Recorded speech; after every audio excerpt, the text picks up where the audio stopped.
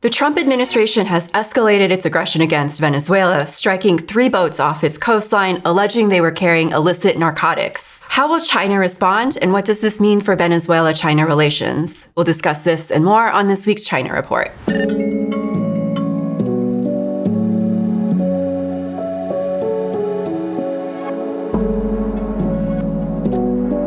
Welcome to the China Report, a new show produced in collaboration with Pivot to Peace. Every week, we'll be helping you sort through the propaganda with an independent view of the country that we're taught to hate, but know so little about.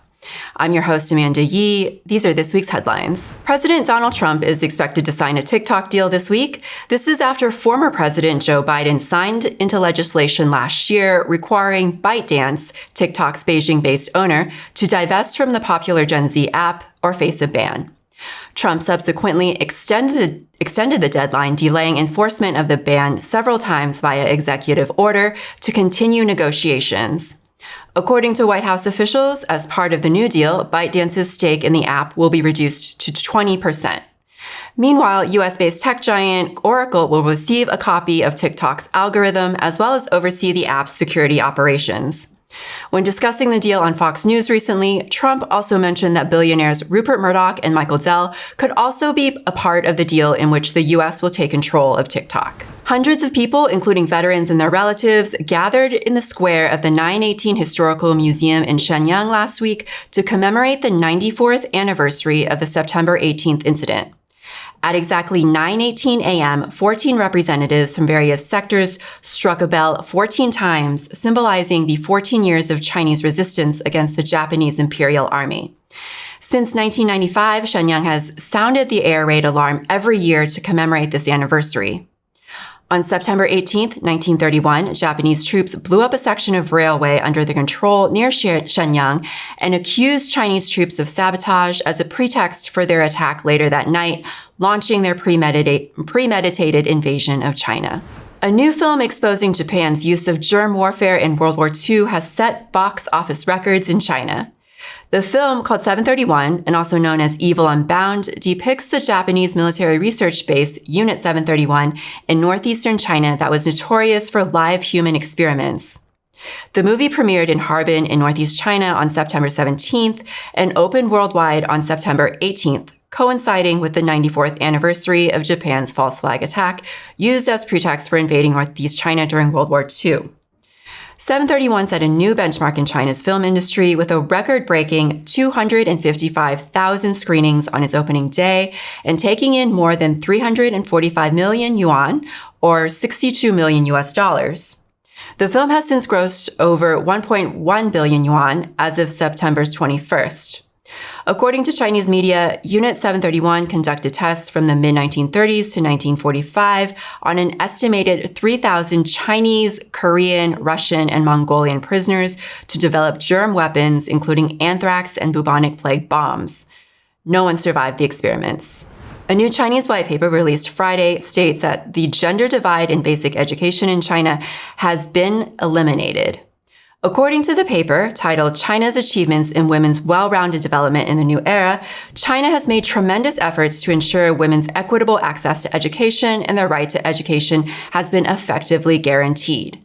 In 2024, girls accounted for 47.3% of children in kindergartens and made up nearly 47% of students of 9-year compulsory education. The paper also emphasized that the net elementary education enrollment rate of school-age girls stays above 99.9% and highlighted that a rough balance between men and women students in higher education has been achieved. In 2024, women enrolled in higher education institutions made up nearly 51% of the total, 14 percentage points higher than in 1995. Among them, women graduate students accounted for 50%, an increase of just over 22 percentage points from 1995. The Trump administration continues its aggression against Venezuela, striking 3 boats off its coastline and killing at least 17 people. Trump justified these attacks, alleging these vessels were carrying illegal narcotics. In a recent meeting with Venezuelan Foreign Minister Ivan Gil, Chinese Ambassador Lan Hu expressed support against this escalation, stating that Beijing stands in solidarity with Caracas. To discuss these recent events and relations between Venezuela and China, we are so pleased to have on Carlos Ron. Carlos is a former diplomat from Venezuela. He served as Deputy Minister for North America from 2018 to 2025, and he was also the president of the Simón Bolívar Institute for Peace and Solidarity Among Peoples from 2020 to 2025. He's now a senior fellow at the Tricontinental Institute for Social Research. Carlos, welcome to the China Report. Thank you very much. I'm very glad to be here. Well, we're so glad to have you. I think right off the bat, I just wanted you to address some of these allegations from the Trump administration. A few days ago, I saw that Maduro had written a letter to President Donald Trump, and he referred to a lot of these UN statistics that basically said that 87% of the drugs produced in Colombia, they're transported through Pacific routes. And the marginal percentage of those that are attempted to move through Venezuela, they're usually intercepted and destroyed. So he also said that the data affirms that Venezuela isn't even really a player in narcotics production and trafficking. So I guess, can you address these U.S. allegations against Venezuela being a narco state and what's behind Washington's accusations? Sure. Well, like you said before, if you look at UN reports, but even if you look at DEA reports, the Drug Enforcement Agency in the United States, there's a whole history of production, labs, all these sources of drugs that go to the United States, but that they're not in Venezuela. Venezuela's name barely appears in any of these reports, and when it does, it's usually as a side note about maybe the passage of some drugs, but not the production or the labs or anything that would imply that Venezuela is involved into large size drug trafficking or anything of the sort. Now, what we see is that the United States, the current administration, however, does have a political issue with Venezuela. For several years now, you say for 25 years since the Bolivarian Revolution started with the election of President Hugo Chavez, there has been a shift in Venezuela's foreign policy towards a more multipolar type of reality or engagement. Venezuela has established relationships with Russia, China, Iran, other countries, and has fallen off that sphere of influence that the United States used to have over the region. So for a long time, the United States has seen that as a threat to its foreign policy, really, or to the way it conducts its business in the region. And what we are seeing here is the use of an excuse such as fighting drugs as a way to promote what really is regime change, like a regime change operation. The United States has been fighting this so-called war on drugs for the last 50 years. We at the Tricontinental Institute have done a study called "Addicted to Imperialism," where we have seen that during the last 50 years of this so-called war, there's actually been massive investments, millions and millions of dollars, in trying to supposedly, allegedly stop drug trafficking. And what you have seen is actual growth and expansion of drug use in the United States. So it is not about really stopping drugs, but it's rather about intervention in our region, in Latin America. There was a significant intervention in countries such as Colombia, where now the United States has 9 military bases, and this has been an excuse to really have a say or have some sort of possibility of action within our countries, but not really something about fighting drugs. No report from the UN, from any international agency, or even from the United States serious reports indicate that Venezuela is somehow involved in large quantities of drug trafficking that would constitute necessity to have this military display in the Caribbean Sea. Well, so much of Trump's foreign policy is based around undermining China, which it sees as a geopolitical and economic threat. I've seen a lot of Western analysts say that U.S. foreign policy on Venezuela actually has had the opposite intended effect, that it's driven Caracas deeper into Beijing's orbit as it provides an economic lifeline to U.S. sanctions. So I guess I'm wondering how you would respond to these Western analysts. Do you see this as the U.S. trying to reassert its foothold in Latin America, where it sees China as having a growing influence? Well, let's look at that statement. I wouldn't say that it has been because of U.S. policy that Venezuela has gone towards China. I think Venezuela started having a policy that it was now driven to its own interests, and it saw that it needed partnerships, strategic partnerships such as China's, to grow and to develop, and also because what China promotes around the world is really a relationship of cooperation. It's not a relationship of competition. It's not a relationship of imposition like the United States does. I mean, the usual relationship that the United States has with countries in our region has been to impose structural adjustment, to impose economic programs. More often than not, have had huge cuts and disadvantages for the working people of our countries. It has prolonged dependency, it has prolonged debt, it has prolonged even social strife.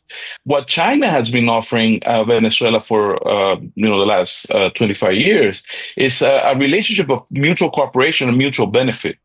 And so this is not something that should be seen as Venezuela trying to find a way out, but rather Venezuela learning that there can be other types of cooperation, other types of relationship that are not this imposition that we used to have in previous governments before the Venezuelan Revolution. I think that the relationship now that Venezuela and China have, which has escalated significantly in the past years. I mean, in 2023, we signed an all-weather cooperation agreement with China, which is a very high status of relationship between the two countries, shows that international relations can be based on more than just simply commerce, or even the big countries having power over the smaller countries. It could be really of finding ways to cooperate with one another. Mm. Well, yeah, I want you to talk a little bit more about this all-weather strategic partnership, which Venezuela and China signed on to a couple years ago. This is a status that's reserved for just a few of its diplomatic partners. Pakistan is one, Hungary is another one, Venezuela, of course. So what do you think this partnership means in light of the current U.S. escalation? Because the question that I'm seeing among a lot of people in the U.S., a lot of analysts, and a lot of headlines is, will China step in to help Venezuela?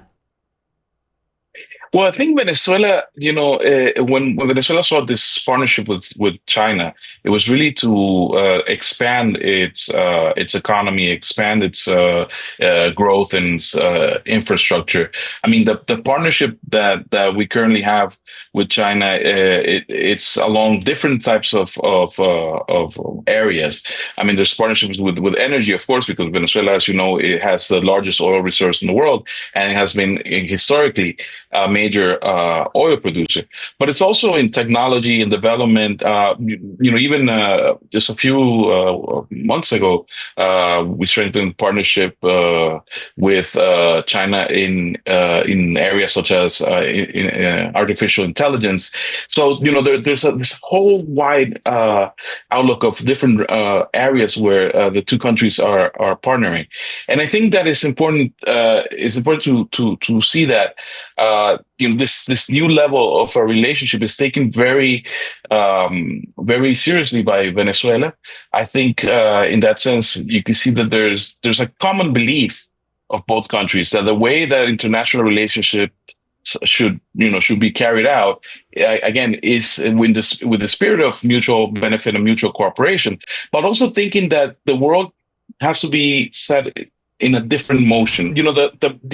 The important thing about the relationship between China and Venezuela is also that both countries see their role in international relations as building having a role in building a multipolar world. And I think this is important because it's to show that there can be another type of relationship between countries that are not just based on commerce or that are not just based on dependence, but rather based on mutual cooperation. I think if you look at the recent engagement between China and Venezuela, for example, they are both members of the Group of Friends of the United Nations Charter, and now as the United Nations turns 80, it seems very important that this group exists. That there's a group of nations that adhere to international law, that want to defend it, that want to defend the United Nations Charter. This is to show you that this is a partnership that is not only based on trade, and it's not only transactional in that sense, or better said, it's not a transactional relationship, but it's rather a relationship where there's common understanding of how the world should work, and how it is important to defend international law and to defend international cooperation. So you alluded to this earlier, but can you talk about the key role of China just over the last 25 years since the Bolivarian Revolution? What impact Beijing has played over the last couple of decades for Venezuela? How has China helped Venezuela in the face of U.S. sanctions, and especially whenever the Bolivarian Revolution has been under threat by the U.S.? Yes. So first of all, it is important that to understand that the relationship between China and Venezuela has expanded through different areas. I mean, we're not only talking about energy, we talk about infrastructure development, we talk about technology. Venezuela was able to place 2 satellites in orbit because of cooperation with China. Venezuela has developed a space program with help of China as well. But also, I would say, in the worst moments of U.S. aggression against Venezuela, for example, when we were all hit with the pandemic, it was very important to have China's cooperation there. If it wasn't for China's solidarity at that moment, Venezuela wouldn't have been able to really tend to its people in face of the pandemic. Let me tell you that Venezuela had enough money in its international accounts to buy vaccines when it was needed by everyone, and the United States and its partner in Europe decided to block Venezuelan accounts, and Venezuela was not even able to purchase vaccines when there was a chance, and it was because of the cooperation that China and other countries like Russia, Turkey did. That Venezuela was able to get enough vaccines, to find supplies, medical supplies that were needed for the to tend the crisis. But also, China sent a delegation of experts to look at Venezuela, to look at the conditions of how the virus was spreading in Venezuela, and to help organize a response. And this, I think, it's a fantastic display of real cooperation and real solidarity that should be exemplary for the rest of the world. It shows that when you can see the difference clearly when one country is imposing measures with a political purpose and without any regard to the life of human beings. And you can contrast that with what China was doing, supporting the Venezuelan government in facing this health crisis. And I think that's something that all people in Venezuela hold dear to their hearts and will remember. Mm. I want to ask you a bit about socialist construction and socialist development. Obviously Venezuela has to pursue its own independent path of development with regard to its own specific conditions, right? But what influences did Hugo Chavez take from the Chinese Revolution for the Bolivarian Revolution? And what influences do you see the current Venezuelan government taking from China's current development path today? Well, you could see that Venezuela, both Venezuelan leaders in the last stage of the revolutionary process, both President Hugo Chavez and President Nicolás Maduro, they have both expressed their admiration for Chairman Mao and for the history of the Chinese Revolution. So there's an ideological connection there. There's always been a respect for the beginning or the history of the Chinese Revolution, how it began, and there's always been an idea that Venezuela is also in a revolutionary path and sees China not as a formula set out to be copied, but rather as inspiration and a testament of what can be done when you have organized people, when you have a centrality of a political party, when you have the idea of developing overcoming poverty and the necessities of people by better developing your economy and so forth. I think, in this all-weather partnership that we have established between Venezuela and China, you can see, some elements of that cooperation or that inspiration of the Chinese model. For example, there's cooperation on the development of economic zones, exclusive economic zones, and trying to learn from what the experience that China did and how China overcame its problems of poverty and so forth, and trying to see if things that were implemented at some point in China can be somehow used in Venezuela's own path to development.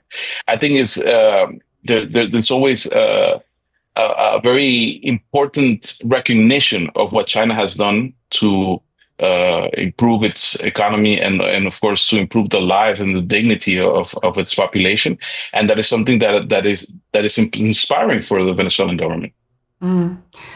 I think China and Venezuela are similar in the sense that there's a lot of misinformation kind of circulating around both in the U.S. So much of how we understand China is shaped through U.S. corporate media.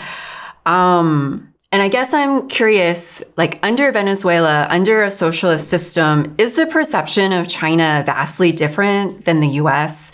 Like, is it much more favorable? Like, what do people in Venezuela think of China, and how is it different than what you see in the US? Well, that's actually an interesting question, because I would say that for a long time, before the beginning of the revolution in 1998, there were common misperceptions of China, like they are in the rest of the Western world, because of what you said, because of the Western media and the Western narrative. Then when the relationship started changing and there started to be more people-to-people exchanges, I mean, currently now there's a whole series of, anytime you look at, there's different set of Venezuelan students in China, there's exchanges between government officials, exchanges between parties. Now there's more of a people connection for different reasons, cultural, political, economic, and that has led to a different perception of China. I think now the majority of people in Venezuela understand that China is a country that has enormous it's an enormous economic success story, but also that it is a country with millennia of culture and history that is very interesting for us to learn about. I mean, everything from traditional Chinese medicine to the history of China is interesting to the Venezuelan people. And I think the more and more we have these exchanges, the more we can better understand each other, not through the lens of Western world or the Western academy or the Western media, but rather through our own interaction, which I think is very important. Yeah, I mean, you mentioned people-to-people exchanges, and this is one of the tools that China has really relied on in fighting this misinformation in the U.S. against it. And I think it's really through these people-to-people exchanges that we're able to fight this U.S. propaganda. And I think that's what's so threatening for the U.S. is, you can read a lot about China. You can read it through books, but it's only through meeting people from China that you begin to question the U.S. narrative around it. And I think that's what the U.S. finds so threatening. And that's why the U.S. has moved to shut down all of these things like the Confucius Institute, because that is something that really threatens the U.S. narrative against it. There's a Confucius Institute here in Venezuela, so so that they haven't been successful in pushing that agenda here. I think Venezuela freed itself from that bad influence of the United States, trying to limit what people know about the rest of the world that is not according to their own narrative. I think Venezuela having taken on a more independent path in its policies has allowed for better exchanges to take place. And it's very important that these exchanges, like you said, continue at all different levels. Latin America as a whole has been very influenced by the United States. I think that one of the things that maybe people from other places around the world don't understand is that for the last 200 years, the United States has seen Latin America as a whole as a sort of as an extension of it. I mean, what you were saying before, that the United States feels threatened, I think it's true. The United States realizes that it's in a moment in time where China and other countries, maybe Russia, but China in particular is growing, and it has and the United States no longer has the control over technological development. It's no longer a hegemonic country in these areas. Now China has an important leadership around the world in economics, in technology, and that threatens the United States. And because historically, for the last 200 years, it has seen all of Latin America as an extension of its own country, then it tries to, in the last couple of years, specifically, I say under both Trump administrations, it has tried to sort of impose control over Latin America again. And I think this is why Venezuela creates such a tension for them, and this is why. Going back to the reasons of why you see these ships or this military operation on Venezuelan coast, well, this is partly because it's a way of trying to threaten, and not only Venezuela but any government that tries to deviate from U.S. The U.S. norm. You have to understand that by now the world is not the same as it was 20 years ago. I mean, the partnerships throughout Latin America with China are now greater. I mean, with some countries, China has become even their main economic partner. So because of this, I think the United States has lost space, has lost influence, has lost respect even in the rest of the region of Latin America. And you have seen, a tremendous development of other types of relationships, of closer relationships with China and other countries, to the point that other countries now have China as one of their main economic partners. It's a result of not having a policy that is designed to build a relationship for common good coming from the United States, but rather that the relationship of exploitation that we used to have before. Yeah, I think there's also something to be said about, what's going on domestically as well. The way that the working class in the U.S., we're just being increasingly squeezed. Rent is going up higher and higher. Poverty levels are going up higher and higher. Infrastructure is crumbling. A lot of us don't really have access to healthcare. And so more and more young people, at least in the U.S., are becoming more and more sympathetic to socialism. And so they see the rise of China, and they see a different economic system that actually works for the people. And I think that's also an important contributor to the U.S. aggression against China, and against Venezuela too, right? People see that after the revolution, illiteracy was basically eliminated, that there were doctors sent to the countryside. And the U.S. sees this as a threat.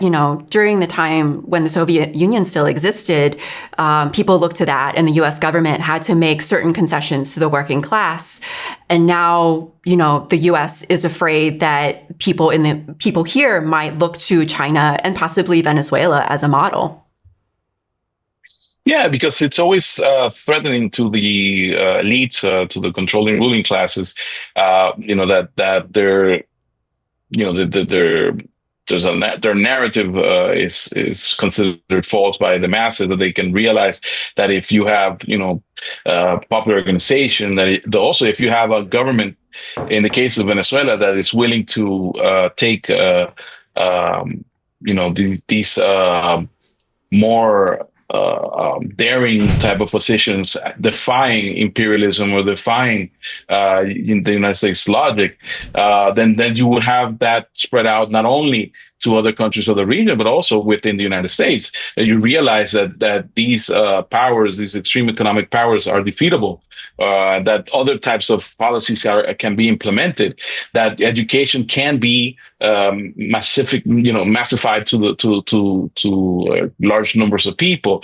That their healthcare doesn't have to be something that you have to beg for, or you have to choose which disease you can tackle because you don't have enough money to pay for them. The healthcare can actually be a service that is provided to all of the population in terms of equality. These things are threatening to the U.S. model that has always portrayed the individual as the center, and obtaining social gains as some sort of competition between individuals. I think if there's anything that you can learn from China and from the Venezuelan process, is that the collective is important. That no solutions to exploitation, to poverty, to disease can come individually. The solutions have to be common, and that is something that I think threatens the whole system. Well, that seems like a good place to end it. Carlos, where can people find your work if they're interested? Are you working on anything new for Tricontinental right now? Well, we're working, we have a website, the tricontinental.org. You can find our work there. We are specifically working at the Nuestra America office. So there's lots of things that are coming up in the next couple of months. So make sure that you're tuning in. But it's great to have this conversation, to be able to discuss with you, this relationship between China and Venezuela. And I think it's the example of a partnership that should be displayed more throughout the world. Thank you so much. Thank you.